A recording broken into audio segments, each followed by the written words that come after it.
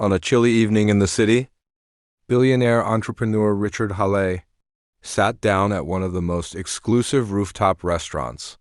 Known for his sharp business mind and no-nonsense demeanor, he rarely allowed interruptions during his meals. As the waiter set a beautifully plated dish in front of him, Richard picked up his fork, ready to take the first bite. Just then, a voice rang out from the edge of the terrace. "Don't eat that."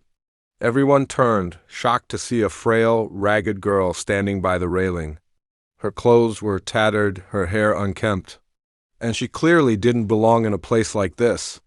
Guests gasped in annoyance, whispering about how a homeless child had even managed to get past security. Richard froze, fork still hovering, his eyes narrowing at the girl. "And why shouldn't I?" he asked coldly, more curious than angry.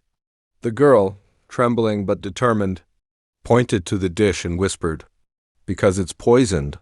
The restaurant erupted in murmurs, some laughing at her audacity while others dismissed it as nonsense. The manager rushed over, apologizing profusely and trying to drag the girl away. But Richard raised his hand, stopping them. Something in her eyes' fear mixed with honesty made him pause. "Test it," Richard ordered calmly, pushing the plate toward the staff. The chef, offended, insisted the food was safe, but under Richard's firm glare, the dish was quickly examined. To everyone's shock, traces of toxic chemicals were found in the sauce. The crowd gasped, and the color drained from the manager's face. The girl had been right. Richard leaned back in his chair, his mind racing. "How did you know?" he asked, his voice softer now. The girl swallowed hard before replying. "I saw one of the kitchen workers pour something in while no one was looking.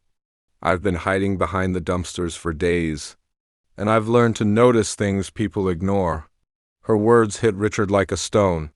This homeless child, overlooked by society, had just saved his life. Instead of brushing her off, Richard stood and placed a hand on her shoulder. "You've just done more for me than most people ever have," he said.